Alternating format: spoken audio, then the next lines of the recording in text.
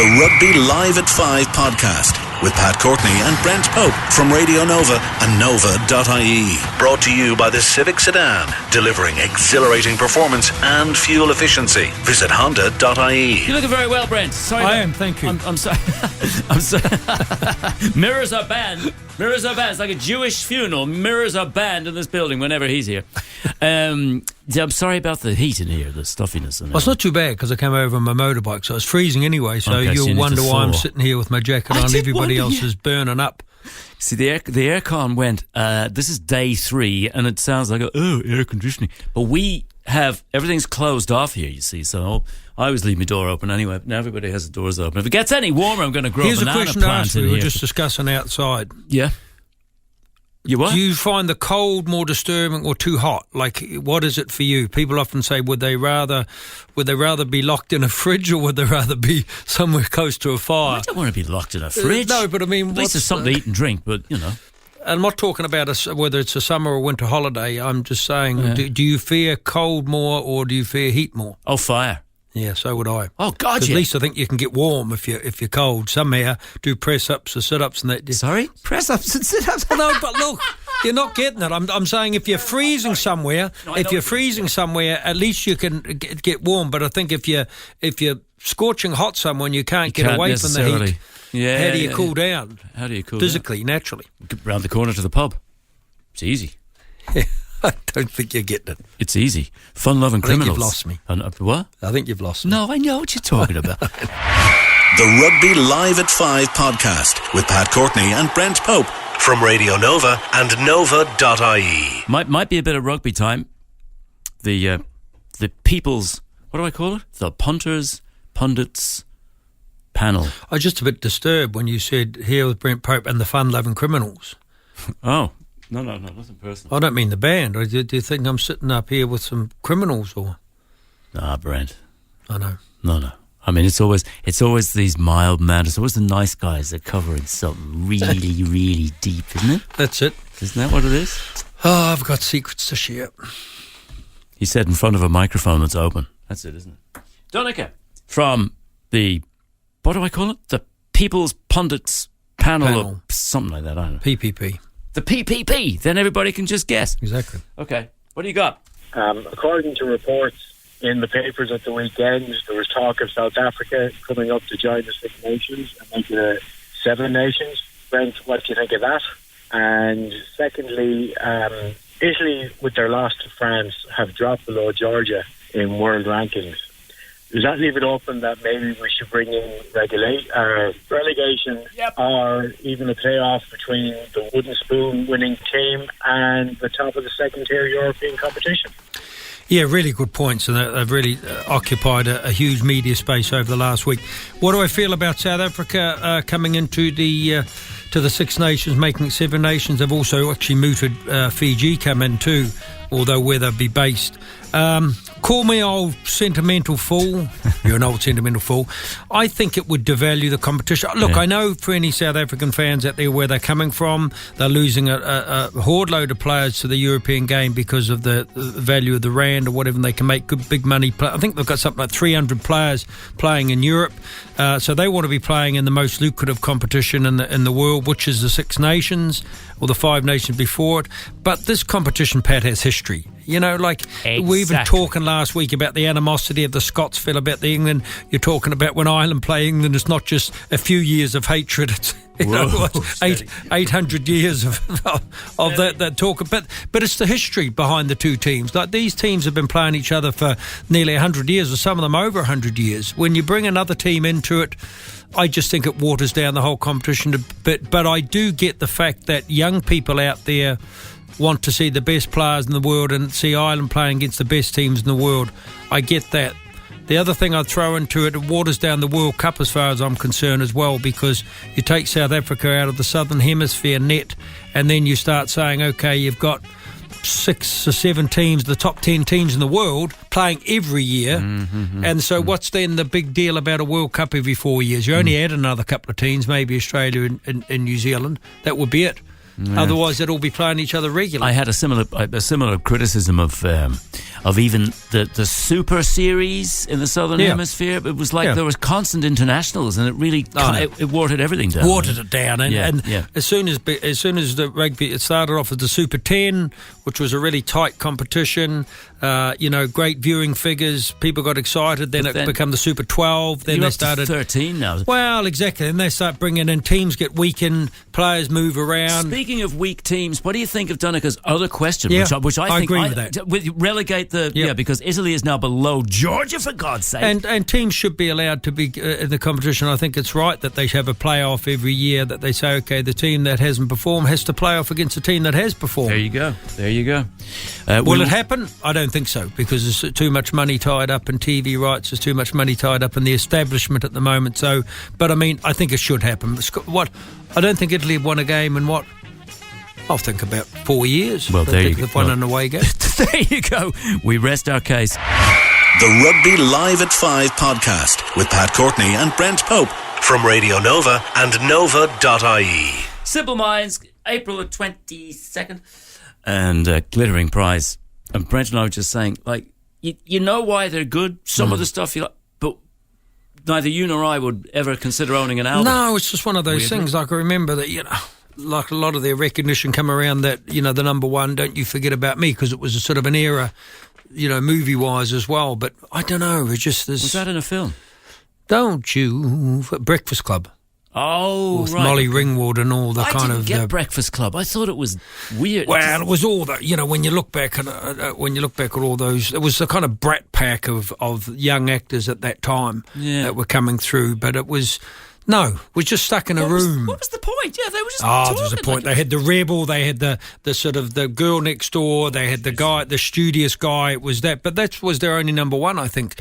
But they've made good music. But hang on, no, you're back to Simple Minds. I was still on the movie, on the Breakfast Club. Yeah, but a lot of movies that I think Molly Ringwald was in it. Oh, I don't know. There was too much thinking involved for me.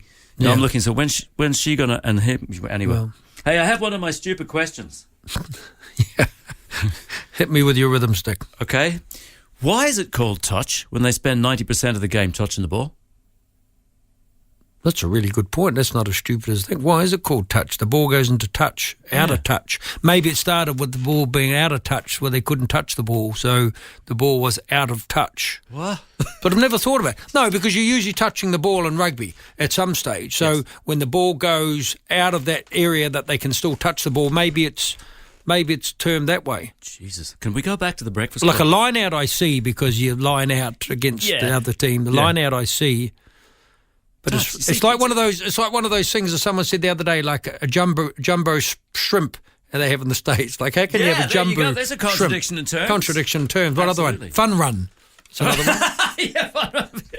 Yeah, absolutely. The Rugby Live at 5 podcast with Pat Courtney and Brent Pope from Radio Nova and Nova.ie. 4404100 gets you straight through to the two of us. Hello, Nova. Pat speaking. And Hi, can I ask Brent Pope a question, please? Absolutely. Hello, Brent. How are you? Great. Just to follow on from about the relegation down from the Six Nations. What about the Pro 14? Should we have a league where there is relegation in that as well? Yeah. What part of Wales are you from? I'm from Neath. Oh, no, well, who did I go on a rugby tour with a guy? Alan Edmonds, remember him? That's me. That's me. That's that not you, is it? Switzerland. It is indeed, yeah. Good God. I went on a tour with you years ago, Alan. We did in Switzerland, yeah. And you famously gave the two fingers to John Kerwin. Remember that? I did indeed, yeah. That's brilliant, Alan. Good to hear from you. Wow. Oh, he was one of the. I often cite Alan as one of the great tourists, Welsh tourists. But he was famous in New Zealand, Pat, for when the All Blacks played Neath or something. John Kerwin, Alan, and you scored a try or whatever. I did. Scored a try. He was running back to for the scoreline, giving the one or two fingers to John Kerwin. Lovely. People loved it. Going back to your question, it's a really good question, because I think the competition needs a bit of vamping up, doesn't it? And I mean, a relegation always bring that in. Yeah, it's actually it's not. You wouldn't think Wales had a very good international team looking at the the way they play. No, the provinces, they play above themselves, but you always did that, like well above themselves. But look, it doesn't help rugby that the same teams are getting beaten repeatedly, and that's the argument against Italy. Even though Italy were competitive against France, the argument is that when sides like Leinster are beating teams by 50 points every second week, people criticise me for that, but I'm glad you agree, because it detracts from the whole competition, I think. It certainly does. We need teams to be on the edge, but they're just playing to get into Europe, and it's the same old every week, Well, if you don't have relegation, at the end of the day, if you're stuck somewhere in the mid-range of the competition, what have you got to play for? You're neither going to win the competition or you're not going to go down. So they've even talked about this year when Saracens were going to be the team relegated, that suddenly teams just gave a huge sigh of relief and said, it doesn't matter if we lose a couple of games here now, we're not going to go down. A lot of the games are meaningless. Very meaningless, and the crowds, certainly in Wales, are... can't be bothered. Hey, Alan, thanks a million for ringing. Great to hear stay from in you, touch, man. Yeah. Thank you very much. All the best. Bye-bye. What great to hear from him. Great tourist. Alan Edmonds, capped for Wales, would have been maybe sometimes in the 1980s. Wow, fancy that. We're not worthy! We're not worthy! The Rugby Live at 5 podcast with Pat Courtney and Brent Pope from Radio Nova and Nova.ie. Alan Edmonds was just on there talking with Brent. I'm so sorry, man. I completely maligned you talking about the 1980s. Don't shake! I know. Alan's test debut was Ireland v Wales at Lansdowne Road in 1990. And 1990. And do you know what his last one was? Also in 1990. was Ireland v Wales at Lansdowne Road. Alan Edmonds. There you go. Famously ate half a loaf of bread dipped in wine. Oh, no! No. You can't do that. Well, he did. No one can eat that much bread, for God's sake. Especially when it's dipped in about 3 bottles of wine. It was not. Well, that was part of that was part of a kind of in those old days rugby. Now we're talking old school. Was part of the kind of ritual that took it might have been a quarter of loaf of bread and poured about 3 bottles of red wine into it, and then had to eat the bread. Of course, they were pickled.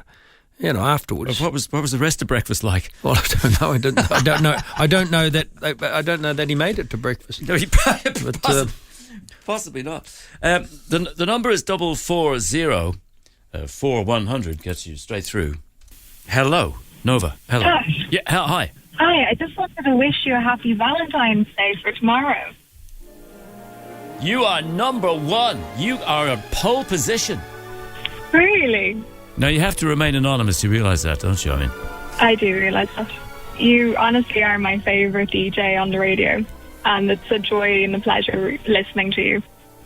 You will always hold a special, special place in my heart. Aw, that's cute. Thank you so much. By any chance, do you have any Bex tickets? No, but nice try. Pat, give her 2. Good luck.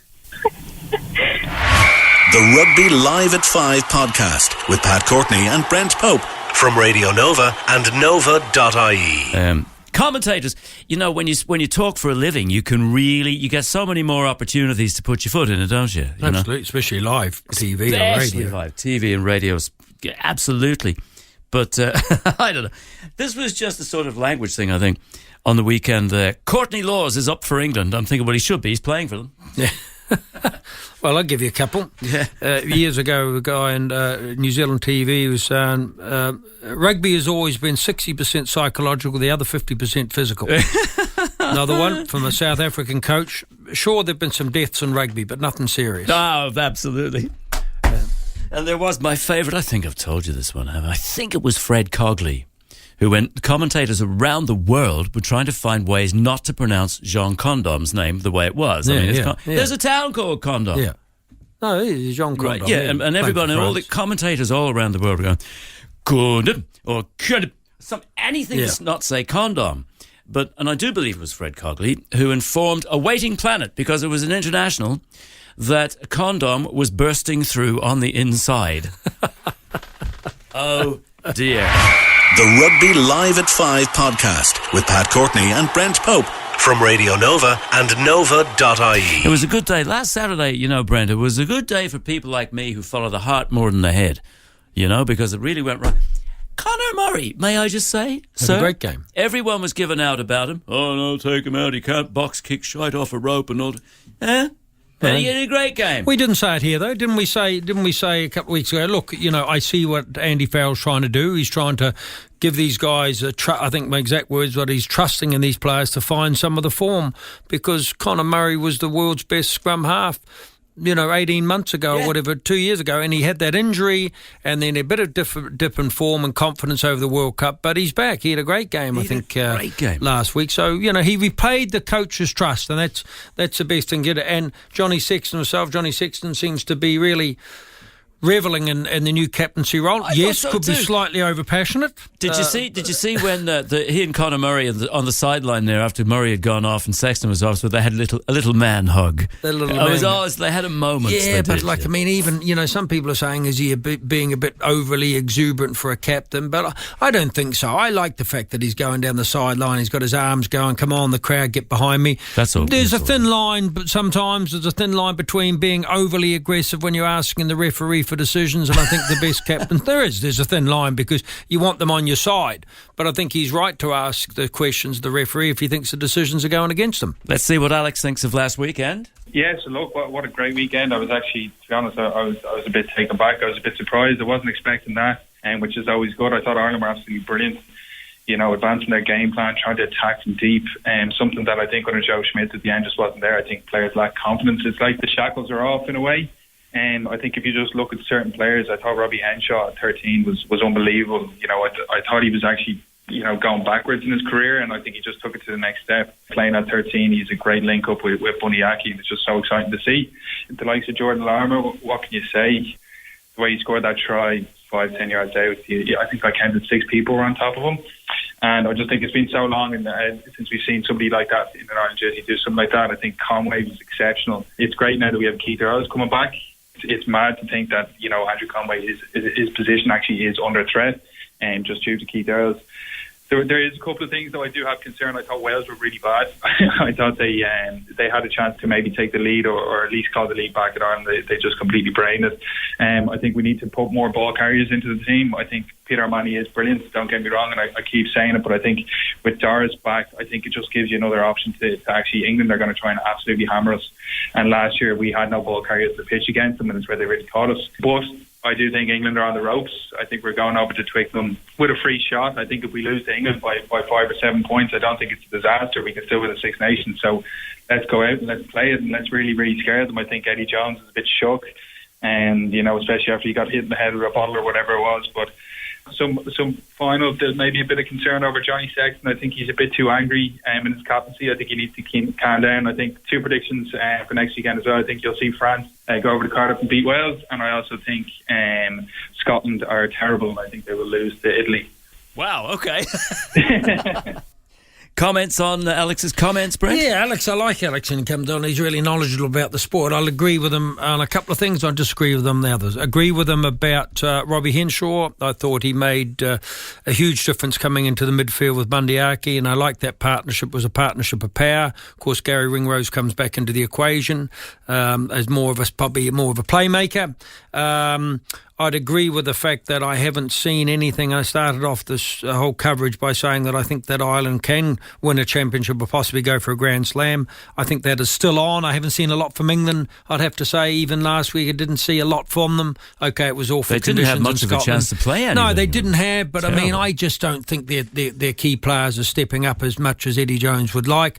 I disagree. I think that Wales might turn France over. In Cardiff, I just think that getting Wales on a backlash, they didn't perform well in Ireland. In Dublin, Alex is right about that. So I think that they'll give France their kind of wake-up call. And as you say, they're at home. And they're at home, and Wales are a different side at home. France also, the fact that they're a young side still, I don't think they've matured experience-wise. They're probably going to have a couple of down days. I don't think they'll go through this championship unbeaten. So I think probably if you look at who they're going to lose to, it's possibly Wales. I think that Italy much better against France. And they'll be at home. I think that Alex might be right there, but I just have a feeling that Scotland need to do something as well. So you're probably looking at maybe a Scotland win there. So, but other than that, yeah, pretty much the Johnny Sexton thing. I'm still slightly on the fence about that one. I did think at times he possibly was a bit over exuberant going to the ref, but I just think you take the passion out of a captain. You take the passion. He looks to be a player that's enjoying his rugby again. He looks to be a player that's passionate. And he wasn't, was he, for ages? That's a good point. No, he wasn't, and he does look at one of these players. He just gets he's just so into the game. He's so passionate. He's so passionate about being captain for his country. He wants to do well. All those things are great. I mean, can we knock the edges off a bit of the sense of going to the referee too often, asking questions? Yes, and he'll study other captains like Richie McCaw who have a more gentler approach or whatever, but that'll come into his game. But let's not take the exuberance out of him just yet. I think he's playing well, and it's really it's seeping through the whole team, that passion. So may that continue for Twickenham. The Rugby Live at 5 podcast with Pat Courtney and Brent Pope from Radio Nova and Nova.ie. Radio Nova Drive with Pat Courtney and Brent Pope on Six Nations, live at 5. And Genesis, I know what I like in your wardrobe. Do you? Would you know what that song's actually about? Well, Greg Cochran says it is, and he knows most things when it comes to music. And he's, hey, Greg, come in here. Is that true what you say about that song? About something in someone's wardrobe? Yeah. Hey, remember we were talking last week? He says it's about one of those people that goes and takes stuff off the clothesline, the washing line. Oh, that sneaks in and steals women's undergarments and things like that. That's right. And then it's like... Do you remember there's a great story of Ozzy Osbourne? He didn't do that. No, Sharon locked him in the room naked or something, so he put on her clothes and he got out the window and he went drinking in Tokyo or something. Did you ever hear that story? No, I didn't. Yeah. Got out the window and in all her gear and went out for a few drinks. I thought you were talking about rugby. He's coming here eating a banana that obviously Pat had half with his miserable face. We're all on the bananas. They're all, jeez, I tell you, if you could see the scene here now, it's like the zoo. I know. Well, you see, if it's because the air conditioning isn't working. If it gets any warmer in here, we'll grow the bloody things. It's grow house. Grow house. Greg. Yeah, what were you talking about? But I know what I like in your wardrobe. Is that about one of those people that goes around nicking? Nicking. It's kind you told me it was. No. There's a Madness song called "In the Middle of the Night." It's about a little lad who goes creeping into gardens and stealing things off washing lines. You're looking at Pat when you say that. The Rugby Live at 5 podcast with Pat Courtney and Brent Pope from Radio Nova and Nova.ie. Listen to this. And Brent's actually headed now, an appointment up in the Radisson. But this is why, you see, this is what John said earlier on about Brent, right? Brent, you were the only one giving Ireland a chance last week. No other commentator was giving them a chance. You're obviously the only one that knows anything about this rugby. As for that Phil guy, what the hell is he muttering on about? There you go. Oh, yeah. Come on in there. And that is precisely why he'll be back next Thursday as well. This has been the Rugby Live at 5 podcast with Pat Courtney and Brent Pope. Brought to you by the Civic Sedan Diesel. Available in 6-speed manual or a 9-speed automatic. Visit Honda.ie. Join us next week for another podcast or catch the show live Thursdays at 5 on Radio Nova and Nova.ie.